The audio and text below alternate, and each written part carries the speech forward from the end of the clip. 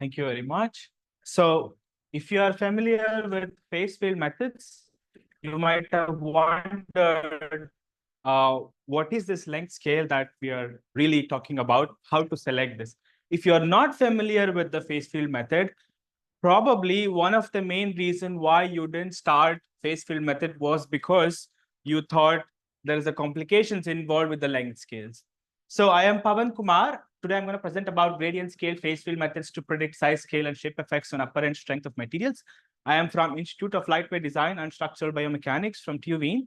This is in cooperation with Marco Paggi from IMT School for Advanced Studies, Lucca. So for starters, what exactly is phase field method? So if you see this is a Griffith's failure criterion where the total energy comprises of energy stored in the body and the fracture energy. But this is very hard to solve because the fracture energy is in the fractal dimension. So what we do is we want to approximate this with some sort. And that's where the phase field methods comes into picture. What we do is we say the damage is represented between 0 to 1, which is represented as phase field. And because of that, you can approximate the fracture energy as this equation. What exactly it's doing, it's basically right now, here you can see a sharp crack, and it's smearing out a sharp crack into a diffusive crack. And they say that that diffusion is modeled by this particular thing called length scale. Okay.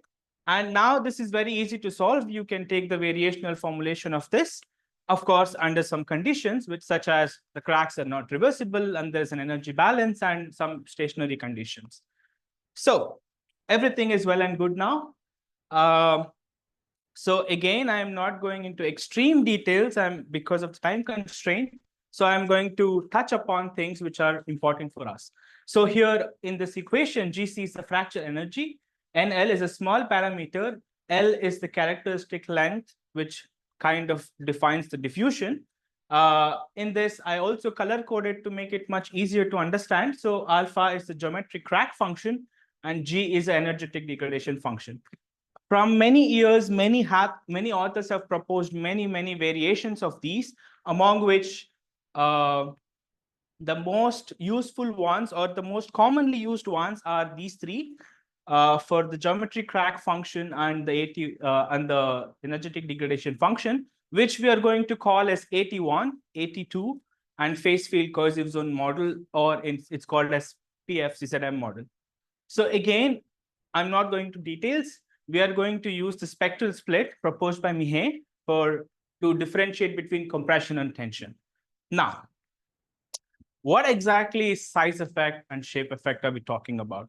So if you take a small scale like this, like a small specimen, and then you increase the size, there is something which is changing. You cannot say that, okay, this is a material parameter is changing. So what is really changing is called apparent strength. So that means the material is constant, whereas the structural strength itself will change, which is called as apparent strength in some literature, and some people call it as nominal strength as well. And some also refer to it as a structural sense. So this also happens when you change the shape as well, meaning, for example, here I'm showing shape effect in the X direction.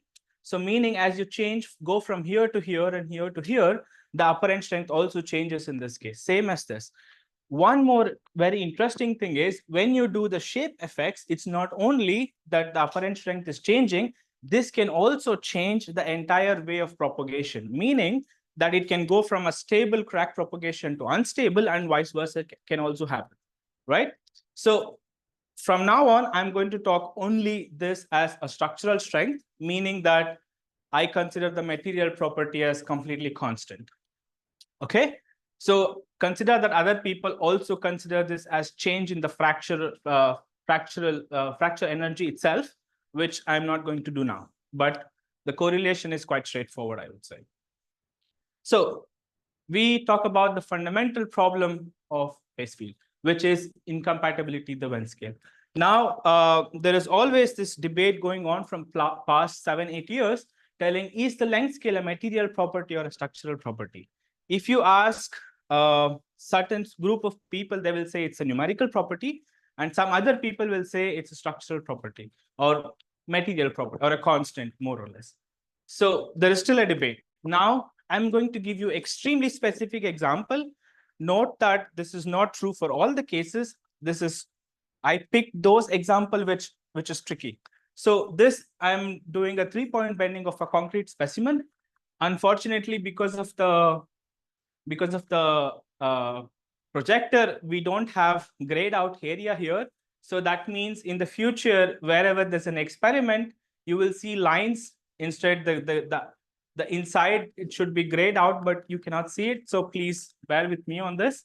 So if you check with length, if you consider length scale as a material property and try to simulate this particular problem with a dimension of d equals 50, you will get something like this. So in general, what are we looking at? If you see 81, no matter what length scale I choose, it's always extremely overachieving. Same with the 82. And the only thing that really fits well, again, depends on the length scale, is the phase field cohesive zone model here. This leads us to the next question. Again, I put a comparison here. You can clearly see that 82 is quite okay, but phase field cohesive zone model is also quite okay. But 81 is not that great. So now you might ask me this question. So you are telling me that the phase field cohesive zone model is the best? The answer is yes and no. Yes, because it can solve problems for this. But consider that whenever I am doing phase field cohesive zone model, even though my length scale is completely fixed, I have to adjust these 4 parameters, which is coming from this functional here, which means if I remove 3-point bending and take a completely brittle fracture, I don't have a perfect fit for cohesive zone model. Then I have to first fit these parameters well, define them well, and then go for it. So that means we need somehow a place or a theory which can combine all of this together, right? So that leads us to ask this question: what is it that is happening in this models? So previously, there was always a one-dimensional, dimensionless analysis, which used to lead to this simple thing that it can be considered as a material property or a numerical parameter. So if you do a more intrinsic one, basically, if you consider a 3-dimensional, dimensionless analysis, again, I'm skipping all the mathematics here. So you can end up with dependencies like these. So there are 3 dependencies. So what is the consequence of this? So here D is the structural size, E is the Young's modulus, GC is the fracture toughness, and sigma C is the material yield strength. So what does this even mean, right? So that means if you consider, you have 3 options to use for the length scale, especially in the context of size scale effects. The first is you can do a linear scaling according to this first parameter, straightforward, or you can say, I have a nonlinear scaling, somehow more or less like these, so which depends on the structural size corresponding to this, or you can say a constant material property, which somehow depends on these. Moreover, more sensible scaling would be to take a combination of 2 of them, or even all three of them, right? So again, I put this heading very purposefully, telling comparison with the experiment and inherent deception, because it's very easy to decept your results with the phase field modeling, especially considering that the length scale can be adjusted to whatever you want. So I'll give you an example. So here I have some experimental results here for D equals 50. Is again 3-point bending of concrete. So if you look at 81 results, I consider this as a material property. It's extremely undershooting. It's not even close to the original results. But if you look at 82, you can say, yeah, it's quite okay. And the opposite can be observed here. If you look at 81, this is for, again, D equals 400. You can say that if I consider this as L equals 28, you can say it's very close to the experiment. But then if I consider 81, it's not really.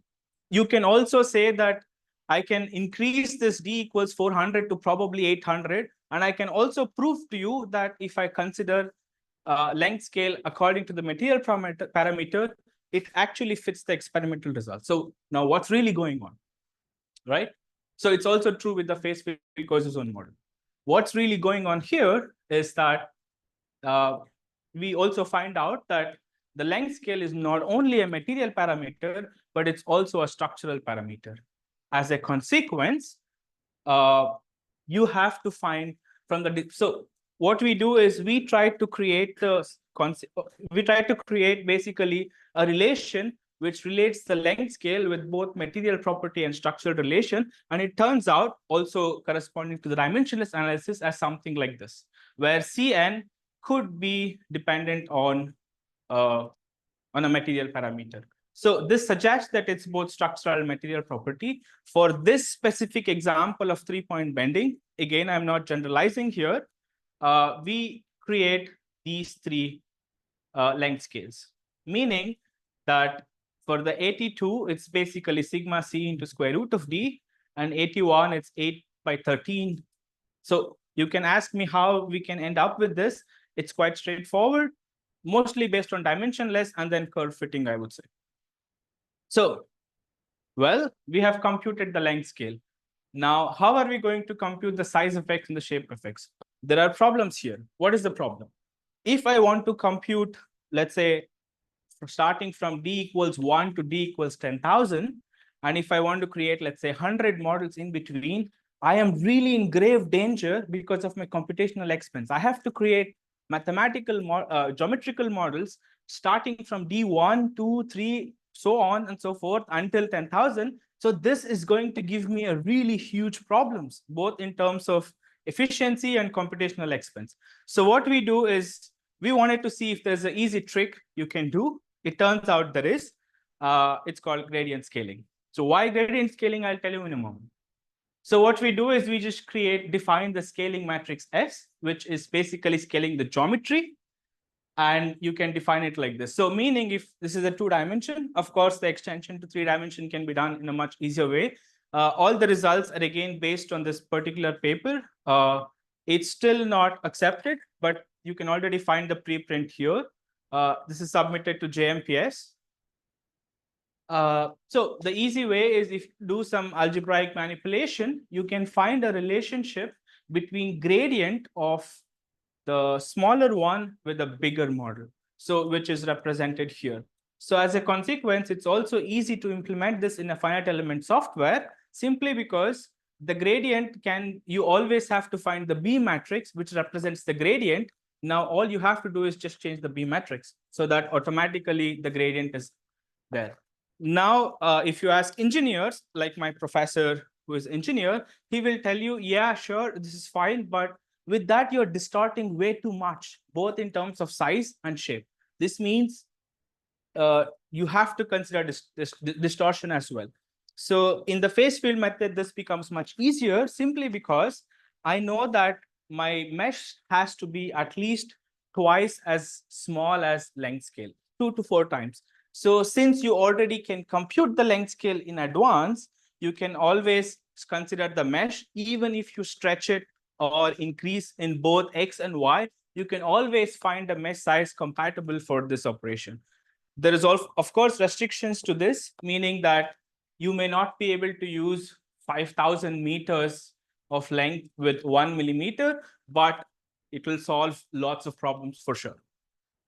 So again, in terms of energy functional, this is the main functional we have. And then once you change the operator, now you just have to solve this problem instead of this. And then the geometrical transformation is automatically considered. Okay, I'm going straight to the results. So here is in the x-axis, I have a logarithmic of the structural size d. And on the y-axis, I have a nominal strength, again in the log scale. So in the literature, you can say that this is a strength criteria, and this is a linear elastic fracture mechanics. So remember the scaling which we talked about. If you consider a constant length scale for the size scale effects, the maximum you can get is a linear elastic fracture mechanics. Even if you say, if I increase the length scale linearly, the maximum you can get is again linear elastic fracture mechanics. So I also plot here. So there is an experimental results here as well. It should be here, here, here. There should be one more here. Also there, I think the missing parts are basically experimental results. It's again because of the projector. I'm sorry for this. So, okay, this is also missing here. It should be here. Then what we can observe is if you want to fit to the Basan size scale effects experiments, then on the right side, I plotted exactly with our proposed structural and material property. And you can see that for both 81 and 82, it really fits very well. And also with the, of course, phase field cohesion model. Right? Now, again, I'm showing only results for one specific example. Of course, the others can be found in the paper as well. So considering the shape effects, again, just for imagination, I put what exactly shape effects in S in X means. So here in the first one, I'm plotting with respect to the structural size D. Here I am plotting with respect to the span S of a 3-point bending example. So you can see here that as the structural strength changes, also the you can see this observe up here. So also same goes with here in these are the same plots with respect to the span. You can see this. So technically, this is kind of similar to the multifractal law proposed by Carpentieri. I also plotted the Bashan size scale effects here of type 2, and similar results can be found in the shape effects of the Y. And we can discuss more if you have some questions. These are some references, and thank you for your question. So if you have some questions, feel free to email me. Check out my other works as well as the codes from my website and the GitHub repository as well. And thank you so much for your attention.